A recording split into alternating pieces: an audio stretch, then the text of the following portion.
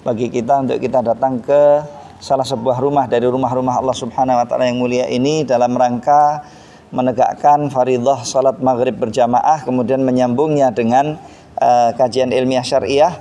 Semoga kedatangan kita ke masjid ini berkenan kiranya Allah Subhanahu wa taala untuk meridhoinya dari kita, dan semoga dijadikan oleh Allah Subhanahu wa taala bagi kita sebagai salah satu pemberat timbangan kebaikan kita kelak di hadapan Allah Subhanahu wa taala, dan semoga nantinya kita tidak dipisahkan oleh Allah dalam majelis acara yang mulia ini, kecuali Allah Subhanahu wa taala telah mengampuni dosa-dosa kita, mengangkat derajat-derajat kita, dan membekali kita dengan ilmu yang bermanfaat sebagai petunjuk bagi kita mengarah kepada Allah Subhanahu wa taala pada kehidupan kita hingga kita nanti menghadap kepada Allah Subhanahu wa taala. Allahumma amin, Allahumma amin.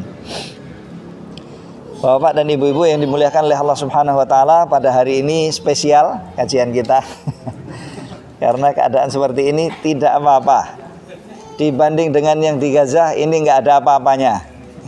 Mereka di sana masjidnya jebol. Tempatnya semua enggak ada yang kondusif. Keadaannya juga tidak kondusif. Meskipun begitu segalanya tetap berjalan sebisanya. Sedang kita di sini semuanya alhamdulillah baik. Dan keadaan kita juga baik, cuma kurang satu saja, yaitu listrik. Maka dari itu mohon semuanya sabar, dan mudah-mudahan ini justru menjadi kafarah dan ampunan dosa kita dan pengangkat derajat kita kelak di sisi Allah Subhanahu wa taala. Allahumma amin. Allahumma amin. Saya mohon nanti yang bersuara cuma saya saja ya. Agar suaranya bisa lebih sampai kepada yang di belakang, terutama ibu-ibu. Kasihan sudah datang jauh-jauh ke sini, kemudian kalau tidak mendengarkan suara kan rugi gitu ya. Baik.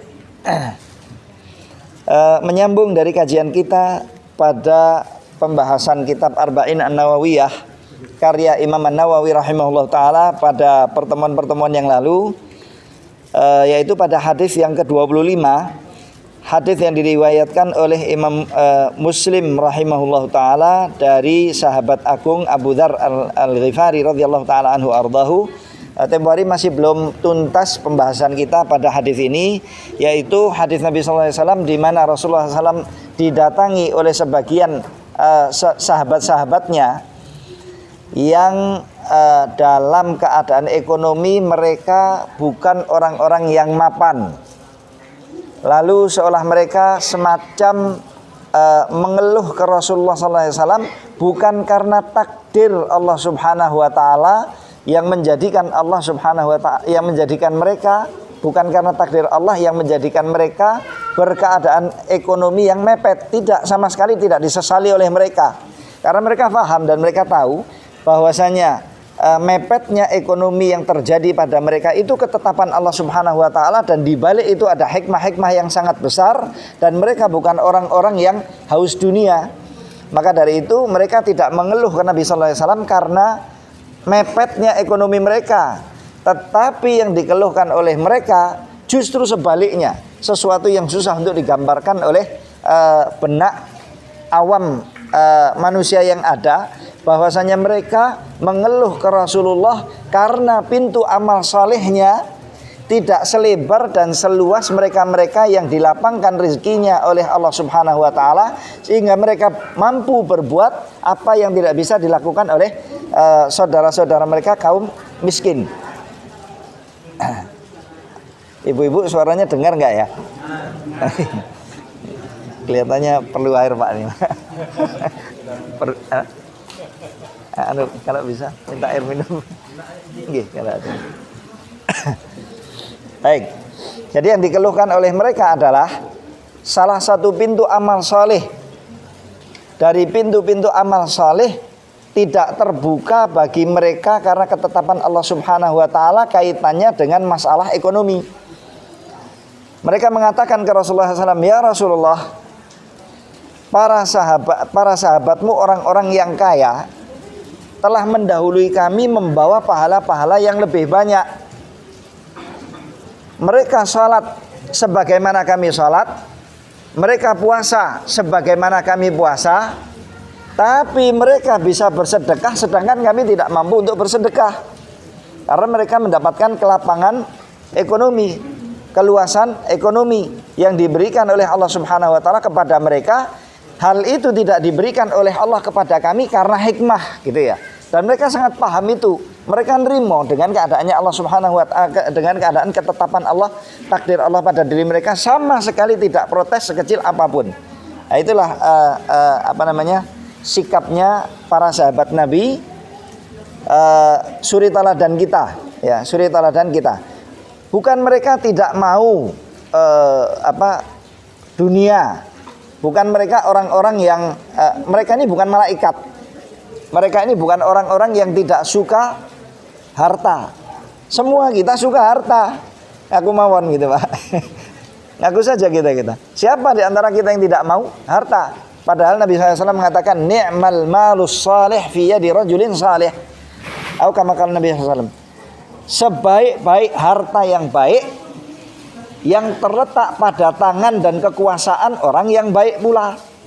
Bila mana ada seorang di antara hamba-hamba Allah Subhanahu wa taala salih, muslih, baik pada dirinya, bertakwa kepada Allah, lalu Allah melapangkan baginya rizki, wah itu dia mampu menggunakan kelapangan rizki yang diberikan oleh Allah Subhanahu wa taala untuk perkara-perkara terbaik bagi dirinya, bagi keluarganya, bagi masyarakat sekitarnya, bahkan sampai kepada batasan-batasan kebaikan yang jauh. Dia bersedekah, dia memberikan, dia peduli, karena dia merasa mempunyai tanggung jawab dari Allah Subhanahu wa taala untuk beribadah dengan kelapangan rizki yang dikaruniakan oleh Allah pada dirinya. Dan dia juga tahu bahwasanya siapapun yang ada di belahan bumi manapun dari golongan kaum muslimin adalah saudaranya. Nggak halal, dia nggak merasa halal bagi dirinya untuk memakan makanan yang enak, sedangkan saudara-saudarinya di tempat-tempat yang lain meskipun berbeda benua, meskipun berbeda negara, mereka harus lapar di tempat-tempat itu. Kalau harta ini bukan di tangan orang soleh, pripun ajeng tekan mriko niku pripun gitu loh. Bagaimana akan sampai ke saudara-saudari kita di sana yang butuh? Ngaku saudara-saudari iya, tapi suruh mikirin nggak mau, suruh memberi juga nggak mau, karena memang bukan orang yang soleh atau bukan orang yang bertakwa kepada Allah Subhanahu wa taala, dan bukan tergolong dari orang-orang yang difahamkan oleh Allah Subhanahu wa taala dalam hal dinnya.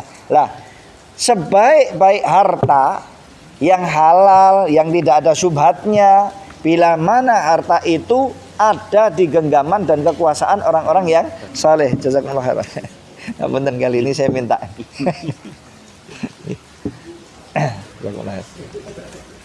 Bentar Bapak ya. Bismillah.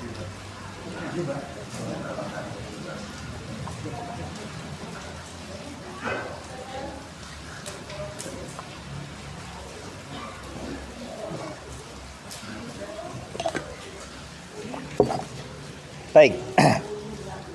Jadi sebaik-baik harta yang baik adalah harta yang ada di genggaman dan di kekuasaan orang-orang yang soleh dan muslih dan bertakwa kepada Allah. Insya Allah harta ini akan membantunya dalam rangka taat kepada Allah dan ibadah kepada Allah, dan akan sampai manfaatnya kepada batasan-batasan yang sangat jauh, baik sesama saudara-saudarinya kaum muslimin, atau bahkan harta-harta itu akan sampai kepada selain orang-orang muslim, selain orang-orang mukmin, di mana mereka adalah orang-orang yang butuh, baik ada kaitan kekerabatan dengan dirinya maupun tidak ada hubungan kekerabatan dengan dirinya. Begitulah orang yang sholih, begitulah orang yang muslih, dan begitulah orang yang bertakwa bila mana dapat titipan harta dari Allah Subhanahu wa taala. Wallahu taala alam. Maka dari itu, ya siapa di antara kita yang enggak ingin punya harta? Padahal Allah Subhanahu wa taala sudah menyebutkan kepada kita di dalam salah satu firman-Nya, wa innahu lihubbil khairi lasyadid. Ini termasuk salah satu sifat bawaan dan karakternya manusia. Dan sesungguhnya manusia terhadap harta, dunia, pernak-perniknya dan lain sebagainya, terutama ya harta tadi, duit atau ini, cintanya dan kesukaannya terhadap hal itu sangat kuat. Oh, itu memang sifat bawaan dari kita, Bapak dan Ibu-ibu. Itu sifat bawaan yang wujud pada diri kita, telah diciptakan oleh Allah Subhanahu wa taala. Akan hal itu makanya tadi saya tanyai, kalau Siapa di antara kita yang tidak senang harta itu? Kalau ada yang menjawab saya nggak senang, lah itu rodok bermasalah mungkin, ya. Atau derajat ketakwaannya sudah sangat tinggi, sehingga dia mampu untuk mendidik dirinya dan membuat dirinya dengan aturan ajaran syariat Islamiyah, sehingga menjadi dari golongan orang-orang yang zuhud. Tetapi zuhud itu sendiri tidak menafikan kekayaan. Orang zuhud itu bukan orang yang nggak boleh kerja. Orang zuhud itu bukan orang yang nggak boleh kaya. Sekian banyaknya dari ulama-ulama salafus saleh kita maupun para sahabat Nabi adalah orang-orang yang sangat zuhud. Realnya Utsman bin Affan zuhud tapi sugih. Abdurrahman bin Auf zuhud tapi sugih, kaya. Dan beberapa sahabat-sahabat lain kaya raya. Abdullah bin Mubarak kaya, Laits bin Sa'ad kaya. Dari sebagian ulama-ulama tabi'in maupun tabi'in kaya raya.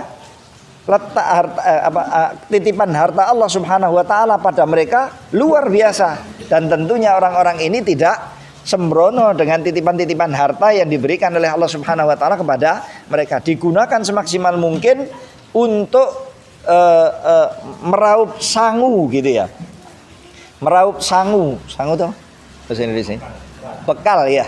Meraup sangu ataupun bekal berangkat dalam safar menuju Allah Subhanahu wa taala. Begitulah orang-orang yang faham. Baik. Kita kembali.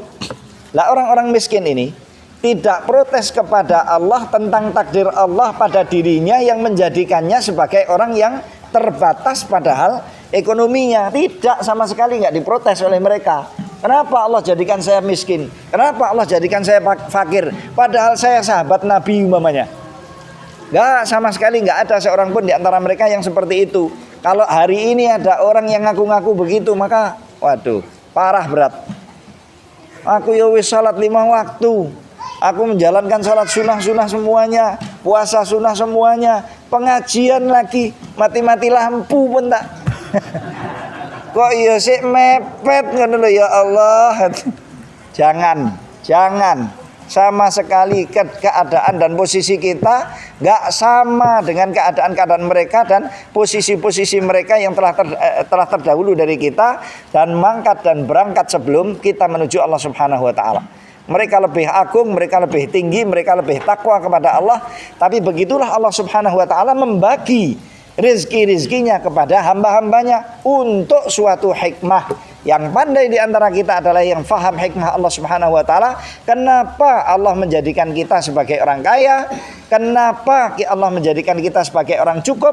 Dan kenapa Allah Subhanahu wa taala memberikan keterbatasan ekonomi pada kita dan menjadikan kita sebagai orang yang fakir? Dan sekian kali kita berusaha untuk umpamanya mencari rizki-rizki yang halal tapi gagal terus. Kita harus tahu hikmahnya apa. Kita harus tahu hikmahnya di belakang itu apa. Dan siapa yang paham hikmahnya, dialah orang yang paling baik di antara kita. Lah, para sahabat yang miskin ini kemudian menanyakan ke Rasulullah, semacam mengeluh, ya Rasulullah, kita sama-sama berlomba untuk melaksanakan sekian banyaknya praktek ibadah-ibadah. Kami bisa membarengi mereka dan kami bisa membarengi, menyamai mereka dan mendahului mereka, sebagian mereka dalam praktek beribadah, salat, puasa maupun yang lain. Tetapi kemudian mereka melakukan suatu praktek ibadah di mana kami tidak mampu untuk melakukan hal itu. Apa? Ya mereka bersedekah dengan kelebihan harta-harta mereka dari kebutuhan-kebutuhan harian mereka. Mereka mampu bersedekah, memberikan itu kepada siapa yang membutuhkannya atau siapa yang memerlukannya, sedangkan kami tidak mampu untuk itu. Lalu kemudian Rasulullah SAW mengajarkan kepada sahabat-sahabat yang miskin,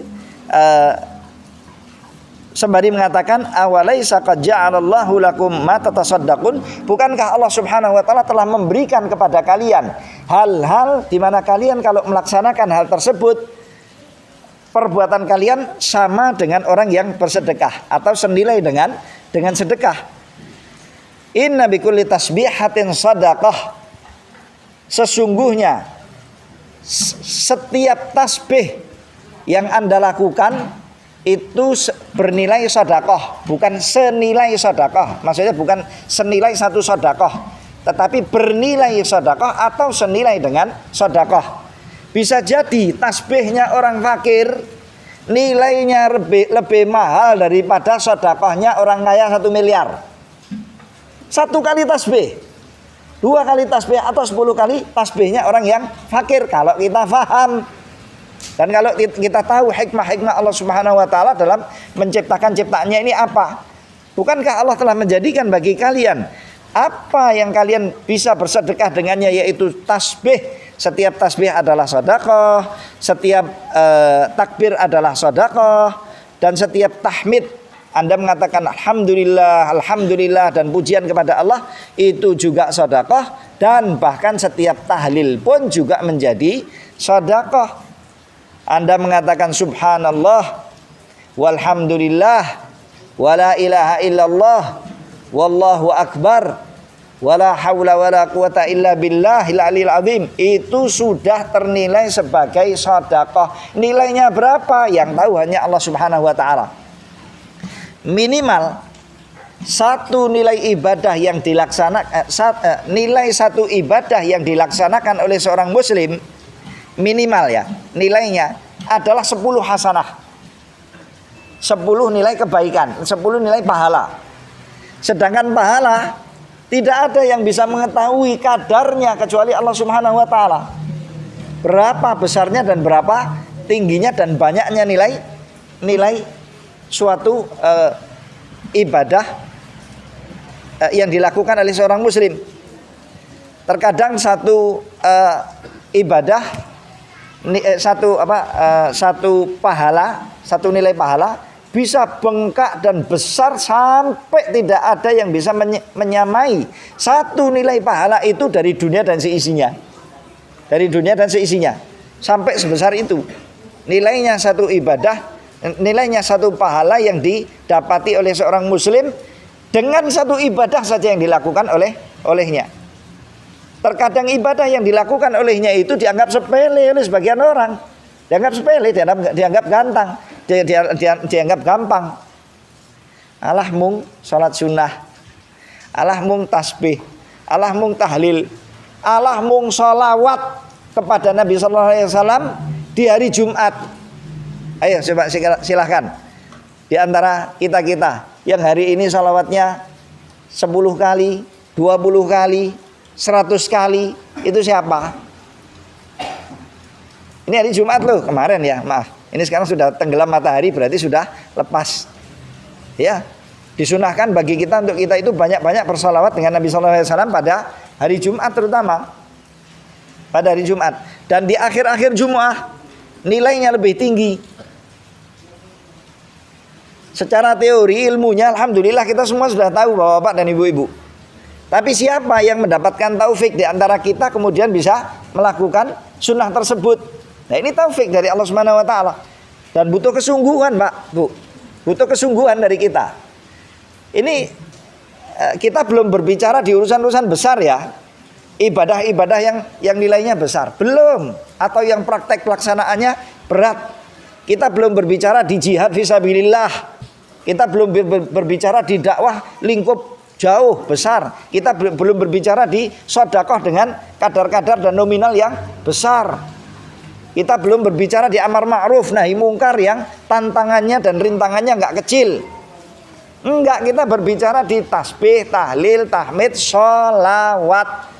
Ilmunya sudah banyak kita ketahui, tapi prakteknya belum banyak terjadi dari kita. Nah, ini penyakit di kita ini, Pak, Bu. Penyakit dari kita.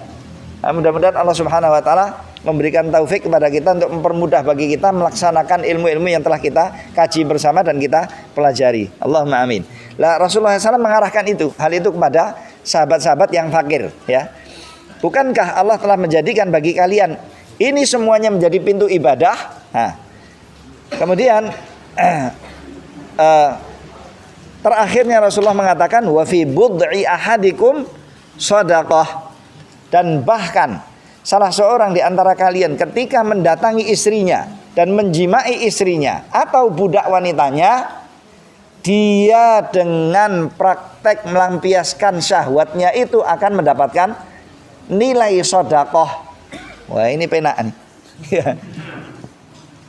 Dia melaksanakan dan melampiaskan syahwatnya bernilai sedekah. Bernilai sedekah, ya.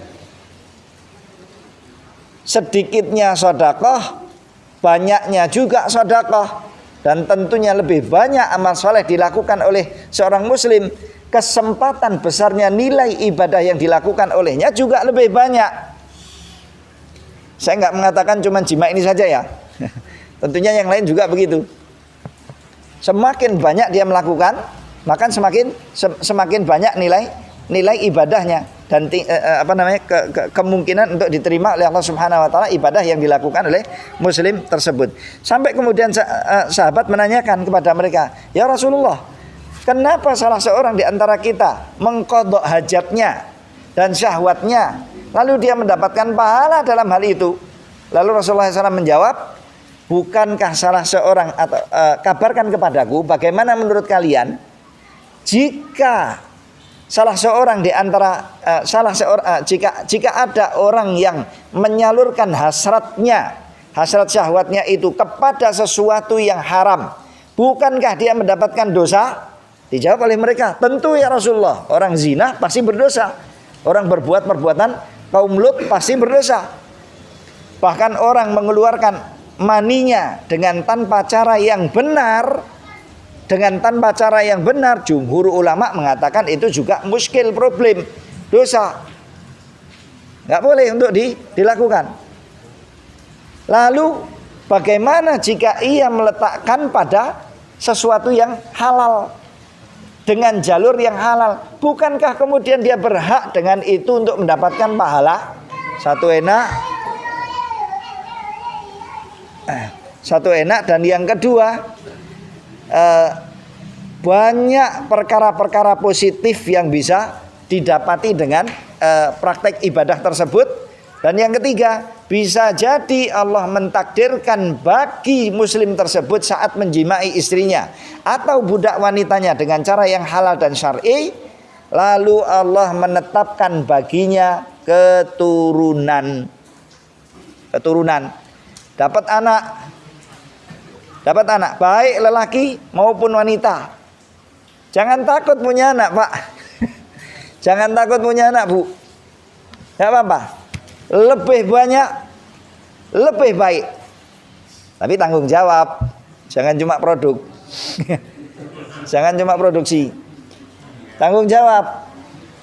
Ajari, didik, arahkan anak-anak itu agar supaya menjadi hamba-hamba Allah Subhanahu wa taala yang saleh maupun salihah, muslih maupun muslihah, bertakwa kepada Allah Subhanahu wa taala. Tahukah kita bahwasanya Umar bin Khattab radhiyallahu taala anhu ardahu itu ketika menjimai istrinya, dia mengatakan, "Saya tidak menjimai salah seorang di antara kita kecuali dengan niat dan tujuan mudah-mudahan Allah mengeluarkan dari sulbi saya keturunan yang bertauhid kepada Allah, yang mengesahkan Allah." Orang macam-macam, nggak macam-macam. Harus jadi wali yang tertinggi, harus ini, harus itu. Tidak. Semakin kita punya banyak keturunan itu semuanya mukmin, semuanya muslim, baik. Meskipun nggak jadi alim, meskipun nggak jadi tokoh-tokoh yang luar biasa, muslim genah baik, itu semuanya akan mendatangkan kebaikan dan pahala bagi kita di akhirat kita, dan bahkan mungkin bisa menjadi pintu-pintu kebaikan di dunia kita. Asal tadi ya dididik ya, asal dididik. Tapi kalau produk kemudian dilepas ya itu lain cerita. Ya, itu lain cerita. Nah, dari itu di sini Rasulullah SAW menyebut bahwasanya mendatangi istri dan mendatangi budak, maksudnya budak yang dimiliki oleh seorang muslim menjadi haknya, itu adalah pintu sedekah. Monggo, mau sedekah sedikit ya nggak apa-apa, mau sedekah yang banyak juga nggak apa-apa, silahkan ya. Baik, hadis ini terkait dengan hadis yang berikutnya, yaitu hadis yang 26 diberi tema sebagai hadis yang menunjukkan kepada kita bahwasanya di dalam Islam itu banyak jalan-jalan amal solihnya. Alhamdulillah, agama kita itu tidak miskin dari pintu-pintu amal solih, ya. Sebuah hadis yang diriwayatkan oleh Imam Bukhari dan Imam Muslim rahimahumullah subhanahu wa taala dari sahabat agung Abu Hurairah radhiyallahu taala anhu ardahu, beliau mengatakan Rasulullah SAW bersabda, kullu sulama minan nasi alaihi sadaqatun kulla yaumin tatlu'u fihi syamsu.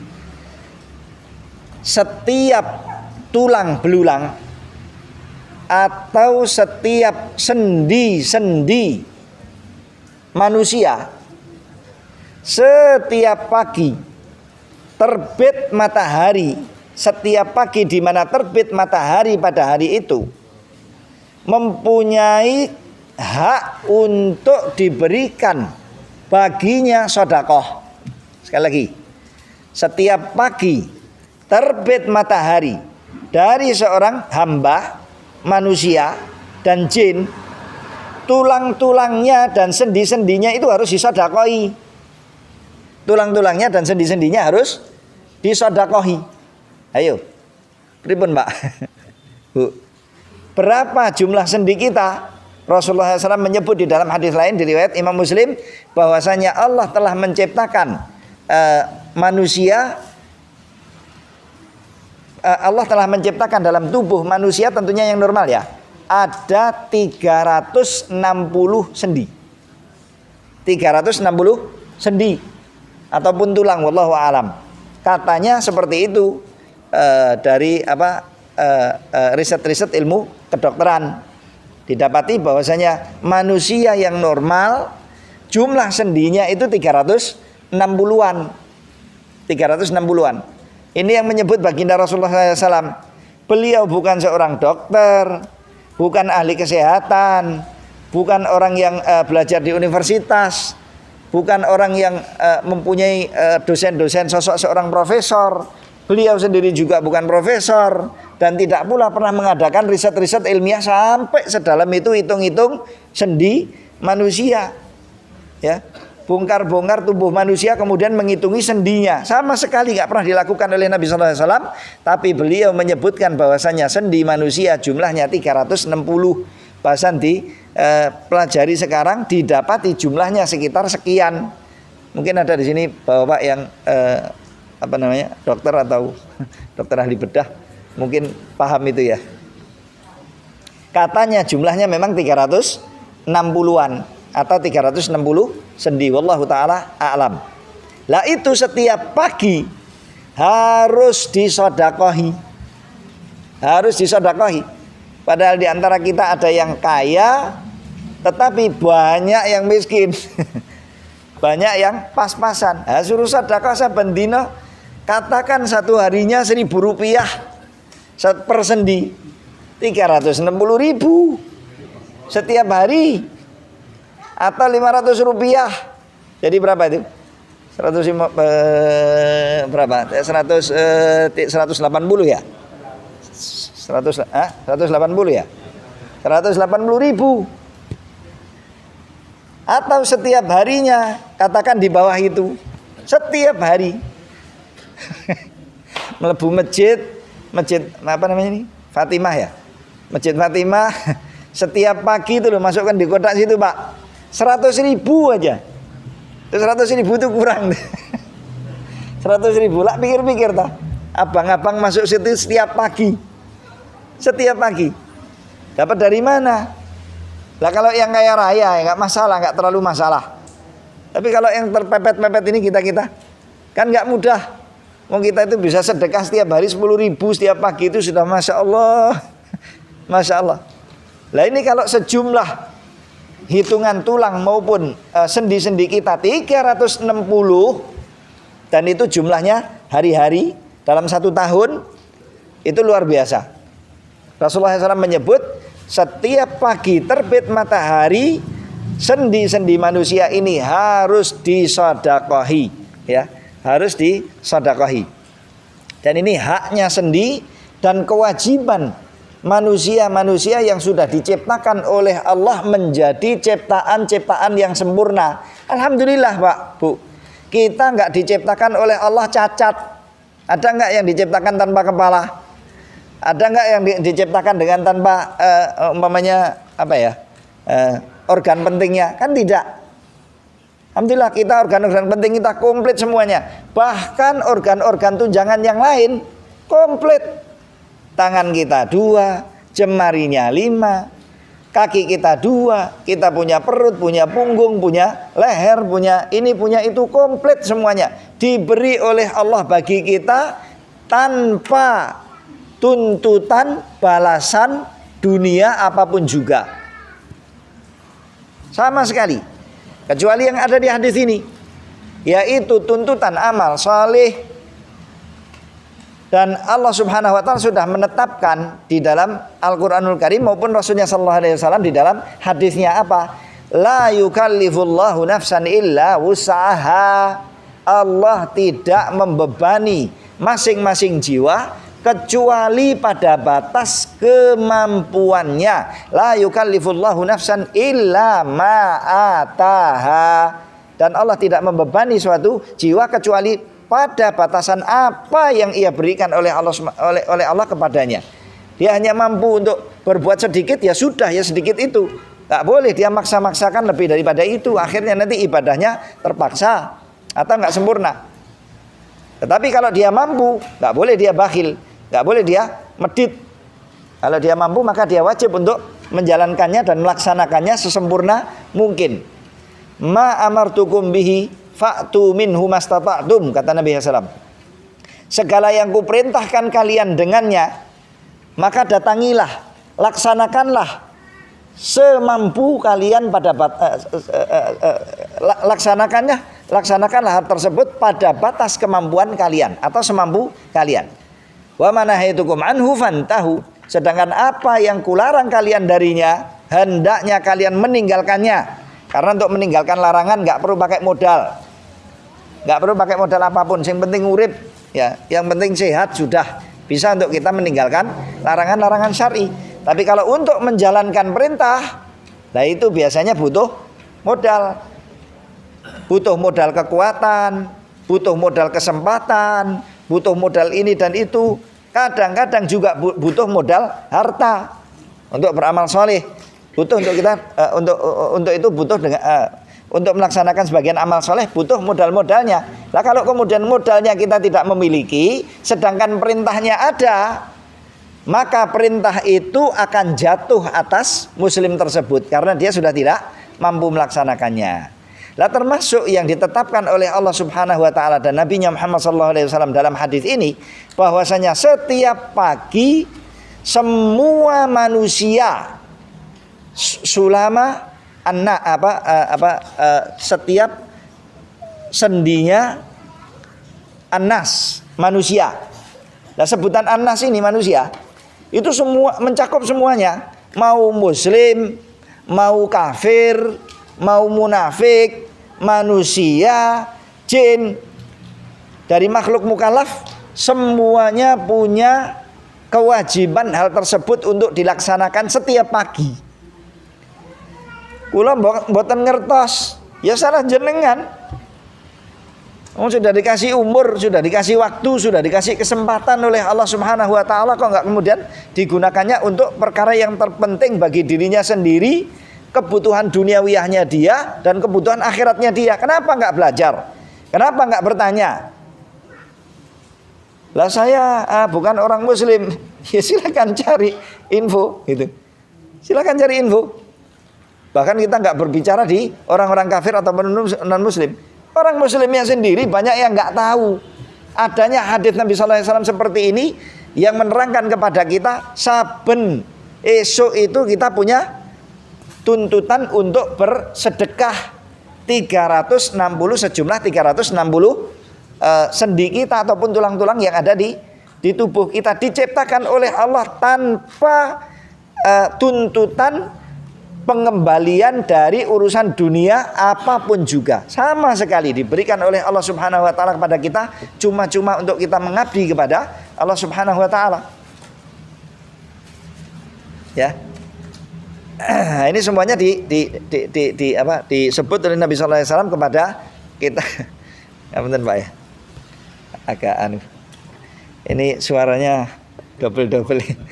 Benar Bapak. Bismillah.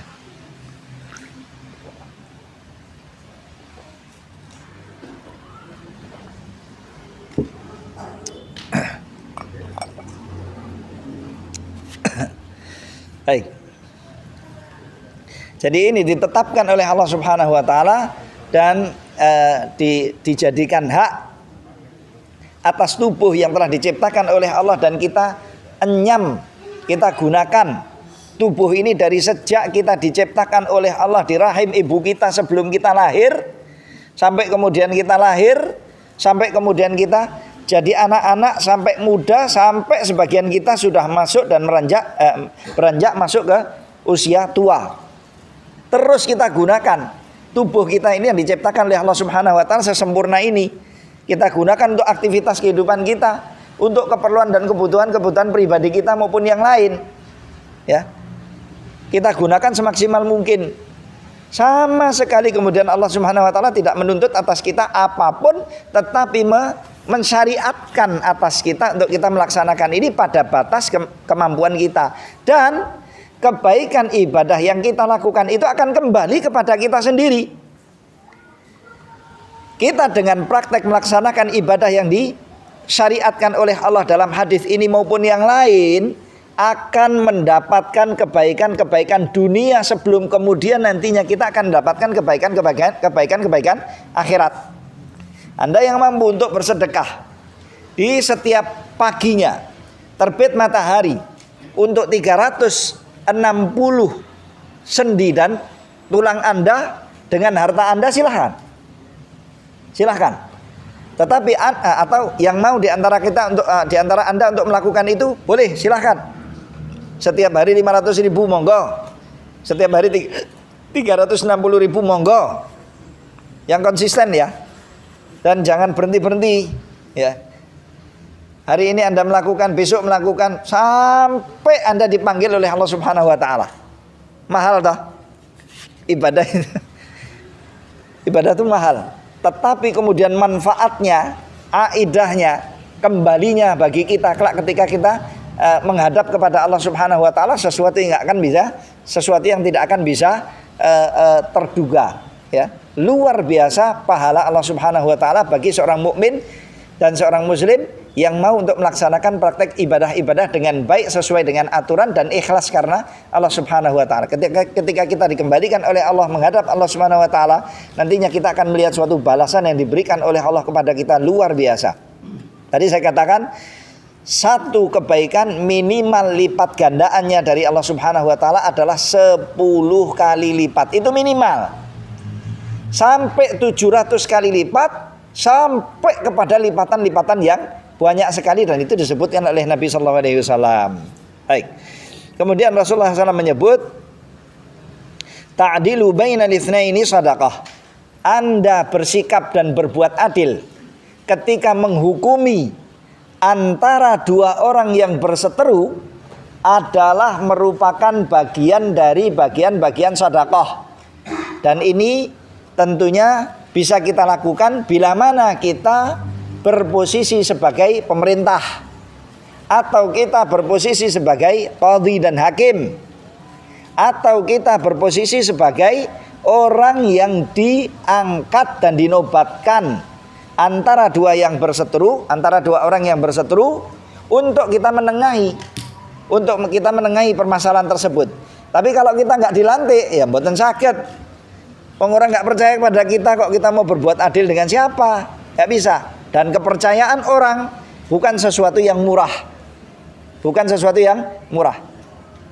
Maka disebut oleh Nabi SAW, Anda berbuat dan bersikap adil antara dua orang yang berseteru adalah merupakan sedekah. Kalau Anda dilantik menjadi hakim, maka yang adil. yang adil untuk memutusi putusan-putusannya. Dan kalau sudah berusaha adil, jangan golek pamrih. Jangan cari pamrih. Dengan keadilan Anda memenangkan si fulan. Si fulan ini rupanya kaya raya. Anda sebagai hakim itu sudah terima gaji. Sudah terima gaji. Jangan kemudian punya tujuan-tujuan udang di balik peyek. Ya. Harapan-harapan macam-macam, jangan. Dan itu harus dilakukan oleh seorang muslim kapanpun, dimanapun. Meskipun di zaman fitnah seperti ini, Pak. Meskipun di zaman fitnah. Kalau nantinya kita diposisikan atau berposisi pada posisi tersebut, dapat amanah dari Allah yang adil. Siapapun orang yang mendapatkan amanah-amanah peradilan sebagai hakim, kok kemudian dia nggak adil, naudzubillah min dzalik, itu dia akan mendapatkan kemurkaan dari Allah dan hukuman yang luar biasa. Tetapi siapa yang adil akan diridhoi oleh Allah dan diposisikan posisi yang tinggi, dan dia dengan perbuatannya telah beramal dengan amal yang soleh, telah berlaku amal yang soleh, yang baik, tanpa pamrih. Sekali lagi ya, sekarang zaman kita ini loh Pak, jangankan adil antara kedua orang, mau berbuat jasa saja, ini nanti juga akan disebut oleh Nabi SAW. Jasa, berbuat jasa kepada orang lain yang jelas-jelas jasa itu pintu pahala. Ini tanpa digaji ya, apalagi kalau udah digaji. Anda menunjukkan orang yang tidak tahu jalan, Anda menengahi orang yang butuh, si A butuh menjual tanahnya, rumahnya, kendaraannya, atau ininya, BU butuh uang, orang butuh uang. Terus Anda menunjukkan kepada pembeli, dan yang mau beli ini juga butuh rumah umpamanya, butuh tanah umpamanya, butuh kendaraan. Orang hari ini apa yang dilakukan oleh mereka Pak? Apa yang dilakukan? Padahal ini sangat mudah kadang-kadang. Jadi yang jual ya kerabat kita, yang butuh ya kita kenal, atau kita nggak kenal sambil nyari-nyari di net pasang status, ada yang mau jual tanahnya sekian, silahkan beli. Hari ini orang dengan itu dijadikan kerjaan. Tapi kalau dulu tidak, itu pintu amal soleh. Dan sekarang itu mengharap imbalan dan balasan duniawiyah. Hal-hal yang seperti ini menjadi perkara biasa. Pak, kalau sudah laku jangan lupa ya Pak ya, 2,5%. Pak, kalau nanti dapat jangan lupa ya hak saya. Loh, hak kamu itu apa? Ini yang Anda bantu teman Anda sendiri. Yang Anda bantu kakak adik Anda sendiri, kerabat Anda sendiri. Dan sana yang membeli juga mungkin kenalan Anda atau bukan kenalan Anda, nggak apa-apa. Saiki amal soleh itu diregani 10.000, 20.000, 100.000, sejuta, begitu. Padahal kalau kemudian dia mengambil dan ridho dengan balasan duniawiyah itu, habis sirna nilai ibadahnya dan nilai akhiratnya, pahalanya itu hilang. Sekali lagi, satu hasanah terkadang tidak akan bisa untuk dinilai dengan dunia dan seisinya. Satu pahala di sisi Allah Subhanahu wa taala. Makanya cerita membantu sesama muslim sekarang ini sudah, aduh, wong bisa mempermudah kok, kenapa dipersulit? Aslinya loh ya, tapi sekarang berubah.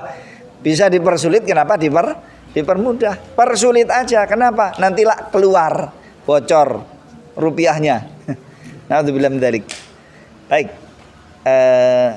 sudah masuk waktunya. Baik.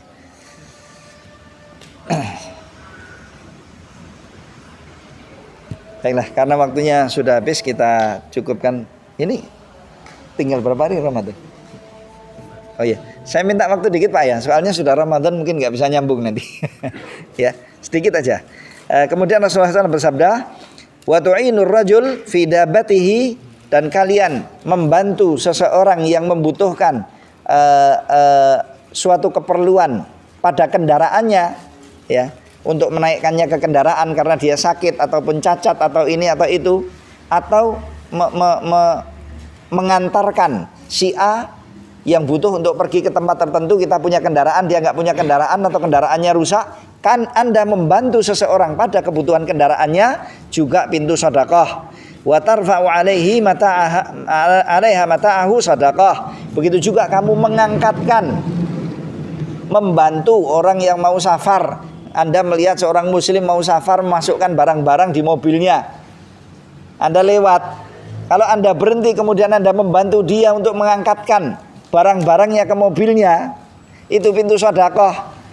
Sekarang nggak ada yang begitu. Golek porter Pak, ini cari porter sendiri, bayar Pak. Wal kalimatut thayyibah sedekah.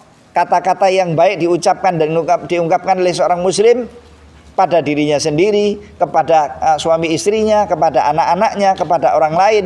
Kata-kata yang baik loh ya, bukan kata-kata yang jelek dan yang buruk, adalah bagian dari bagian-bagian sedekah. Dan di setiap langkah terjadi dari seorang muslim ketika dia menuju ke Baitullah, ke rumah Allah untuk salat, memenuhi panggilannya Allah, hayya 'alas shalah, hayya 'alal falah, dia keluar dari rumahnya melangkah dengan langkah kaki, artinya tidak menunggang kendaraan, tidak naik sepeda, tidak naik motor, tidak naik mobil, sengaja dia keluar dari rumahnya jalan kaki.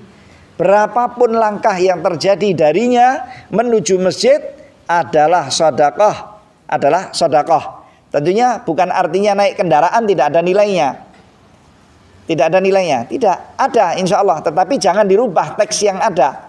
Rasulullah SAW nggak nyebut itu kok. Kuda itu ada zaman dulu, onta itu juga ada, keledai juga ada. Tapi Nabi SAW nggak mengatakan naik keledai, keledainya melangkah, ora. Yang disebut oleh Nabi SAW adalah langkah si muslim dan si mukmin. Coba Pak, Bu, itu kalau dipraktekkan oleh seorang muslim, insya Allah akan mendatangkan sesuatu yang luar biasa. Apalagi kalau jarak kita dengan masjid kita, atau dengan masjid yang mau kita melaksanakan sholat di masjid tersebut agak berjarak, jarak 100 meter, 200 meter, bahkan mungkin sampai setengah kilo, pulang pergi jalan kaki. Malah sebagian ulama mengatakan baiknya kalau bisa langkahnya diperkecil. Kenapa? Nanti langkahnya biar lebih banyak. Tetapi ini pendapat sebagian ulama yang lain mengatakan tidak perlu untuk dia seperti itu, tapi berjalan seperti biasa. Sengaja Anda orang kaya, tapi Anda tinggalkan kendaraan Anda. Anda orang mampu, tetapi Anda tinggalkan itu semuanya, memenuhi panggilan Allah, hayya 'alas shalah dan hayya 'alal falah, ke masjid-masjid Allah dengan melangkahkan kaki. Tentunya sampai masjid ora telat. Melangkah kaki sampai masjid sudah assalamualaikum ya. Nggak benar. Lah caranya gimana? Ya dia persiapan. Ya, di sana ada tata cara aturan peribadatan syariah. Maka dari itu Bani Salimah dahulu yang rumahnya agak jauh dari Masjid Nabawi, ketika mereka mau pindah mendekatkan diri ke Masjid Nabawi, itu ditegur oleh Rasulullah. Bani Salimah, ilzamu diyarakum tuktab atharukum. Wahai Bani Salimah, menetaplah kalian di tempat-tempat kalian saja, nggak usah pindah merapat dan mendekat ke masjid loh. Rumah kalau didekatkan ke masjid itu kan lebih banyak barokahnya, lebih banyak baiknya, ya kan Pak? Ya Bu.